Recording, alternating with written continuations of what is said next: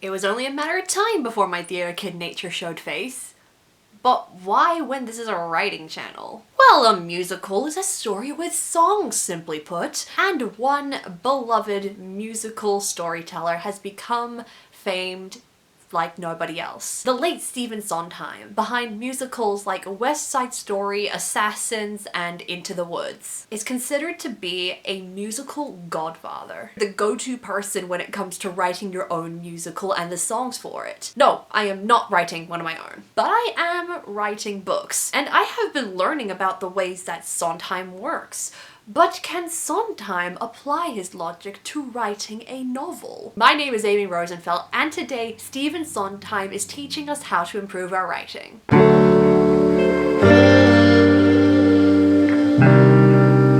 Sondheim has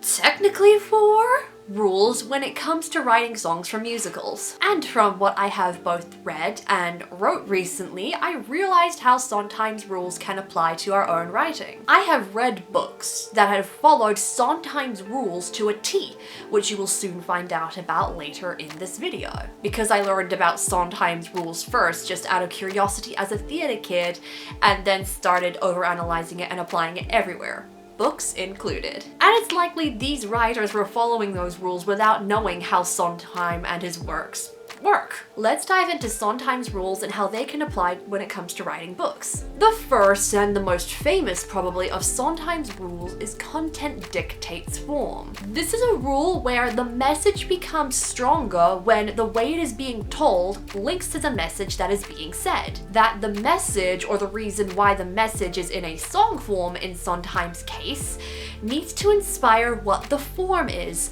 rather than the form of the song dictating what the song should be about. For instance, this would be, instead of choosing to write a ballad and then working out what the ballad is about, you choose what the meaning of a song is and then create a powerful ballad out of it that really hits you in the guts. And I'm pointing at my heart, or stabbing my heart.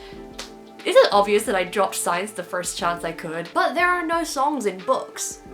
What the fuck am I on about? I have realized that my favorite books that I have read or reread recently have a message that is presented in it, and you can see the book being constructed around that message in a very powerful way that ties everything together way too well. Iron Widow by Shirin J. Zhao is the first book that comes to mind, and the one that actually inspired me to make this video when I realized that this book is the epitome of content dictates form. This book is a sci-fi reimagining of how China's only female emperor came into power, and we see the content dictate form like crazy in this book. First off, it is rich with futuristic takes on Chinese culture and Chinese folklore. And of course the historical aspects of it all too. The way that Zhao was able to spin this into a fantastic, powerful, dark feminist tale, and is able to apply it in so many places, including war, the family, and media. So many messages just piled into this book in a way you don't think would work,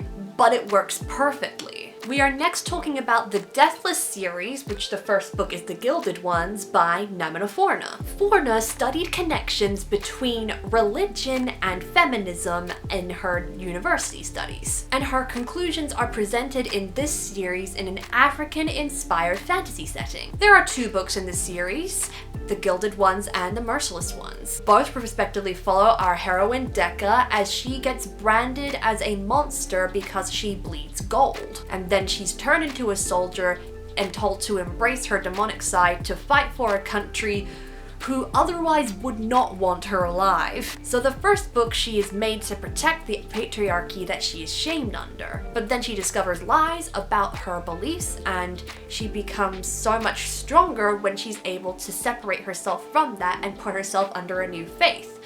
But then in book 2, that new faith gets challenged yet again. She has to uncover lies about new truths that she's being told about things that seemed too good to be true, and she becomes a player for both sides. In both these books, we see that the message that the author is wanting to tell, whether that be a historical retelling about a powerful feminist figure, or to rethink what feminism and religion means in context of each other, we see that being portrayed in a world, setting, and a plot line that makes much sense when it comes to the message. Moving on to Sondheim's second rule now, less is more. People often say this, but what does it mean really? For Sondheim, it means that we can't have powerful moments within a musical compete with each other. If we have too many powerful moments, if everything was written to be memorable and epic, then in the grand scheme of things, it's not actually that epic. A musical full of emotional ballads feels whiny. A musical full of fun wordplay is just there to show off vocabulary. So Sondheim's rule is to take your time to show these special moments and make sure that they do get highlighted. To stop trying to one-up yourself by keeping on making something better and better each time. We need to be able to have those powerful moments there and for people to know that those moments are indeed powerful. This is something that can especially be applied to a novel or a series. The average person is going to read your book once. That's one opportunity to make that story have meaning. We can't have everything in your book be a slap in the face moment that shocks you. Otherwise, it leaves your cheeks sore. Why have many characters each with an important job when you can combine them into characters with several important jobs and shrink your cast? We have the time to get to know them and see their impacts better. Why have a fight scene in every chapter when you should have some tender scenes to balance out the fight? And therefore we can see the different moments shining in different ways. I have an example of a novel that did this poorly. Selfless by Aviva, a book I have been trying to get rid of. This book overdosed on cliffhangers so much that not only did it feel like a pain, but the cliffhangers lost their meaning because there was too many of them. We were supposed to see all these cliffhanger moments at the end of almost every chapter as equally shocking. And what was worse was that a reviewer credited Aviva for her use of cliffhangers, which someone who is hanging on that many cliffs must be a rock climber. They're not thrilled by what is being put down. This is just another day at the office for them. In this case, I would say the way to combat this was to move some of those shocking moments to the middle of chapters, rather than just every chapter being a reaction to the previous cliffhanger. Less cliffhanger chapters means more value gets put into the chapters that actually leave you on a cliffhanger. Less is more is, however, done well in Loveless by Alice Oseman. She limits the number of characters that we see and interact with in this series, and we're able to see their arcs a lot more clearly. Due to having a small cast of about 5 really main characters, she is able to focus on their characters and their arcs expertly. It made me fall in love with every single one of these characters because of how well she was able to write them. She knows how each of them needs to make their impact. She knows how each of them needs to interact with each other. This serves way better than many novels where we're meeting many characters and I struggle to keep track of them, because their sheer number is what we end up focusing on instead of the impact that they're actually making. I think contemporary novels do this well in comparison to fantasy and sci-fi books. So Sondheim's rule of less is more allows us to see the strongest impacts in the story. Sondheim's third rule is God is in the details. Quite often when writing a novel, people put so much attention into the first chapter. Everybody says that your first chapter, your first line, your first everything needs to make an impact. But that doesn't mean you should neglect everything else. God in the details is a piece of advice that, for example, asks you in songwriting not just to focus on what will rhyme, but focus on the way that the lines connect to each other as a whole. Or not to just focus on your chorus while writing songs, but make sure the verses have just as much impact. While rhymes and choruses are key traits of songwriting,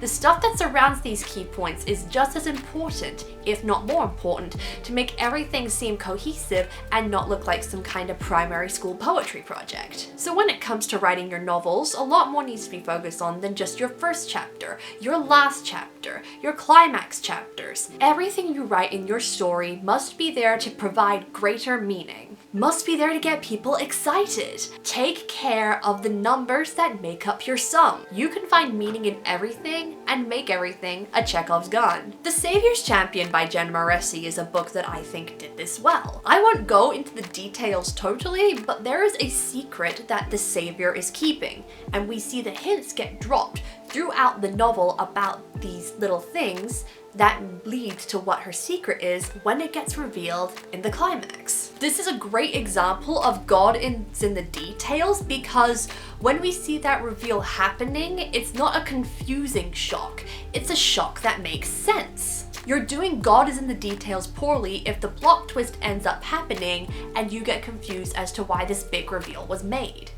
City of Bones. And if you want one that's truly shocking, the second book in the Dragon Lord series, the way that this story ended was fantastic. An excellent sign of God being in the details as well. This plot twist ended up making this book my favorite book of 2022, along with all the other cool shit in it. And oh my gosh, because of the details that end up getting littered when the twist actually ends up happening, it rocks your world and you feel so stupid for not having noticed it before. I love twists like this. So those are the 3 rules of Sondheim, but what about the rest of the runtime of this video? What does it mean? What are we gonna talk about? Well, the 4th rule, that isn't actually a rule, so I don't know why it's not just full rules.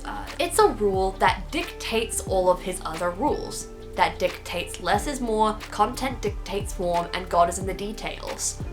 All is in the service of clarity. Those 3 initial rules are always cool things to include in your story. But if it just makes your book confusing, less people will want to read it. And what kind of author wants to limit their audience? So if it tells your story better and makes it more accessible, then absolutely follow Sondheim's rules as much as you can. But if this makes your stories end up more confusing, then maybe you shouldn't follow them. To prove this, I haven't found a book that confidently ticks all 3/4 of Sondheim's rules. But I do hope to write one and come across a book that eventually does tick all these boxes. Because if this made Sondheim such a renowned name for writing musicals, imagine what it could do for authors to follow these same rules. And there we go. Sondheim just taught you some writing advice, and I was the messenger. If you did enjoy this video, be sure to give it a thumbs up and subscribe if you are new around here. You can ring that bell to find out when I post more creative content. ASTER'S CODA Exposure is my own book, my first book in the ASTER'S CODA series. Follow Abby Tacker as she dives into the 3 worlds for the first time and discovers her place in it in the midst of an otherworldly blood feud. And while you're down in the description buying my book, you can also check out my TikTok, my Instagram, and my website. Stay creative, everybody, and I'll be seeing you in the next video.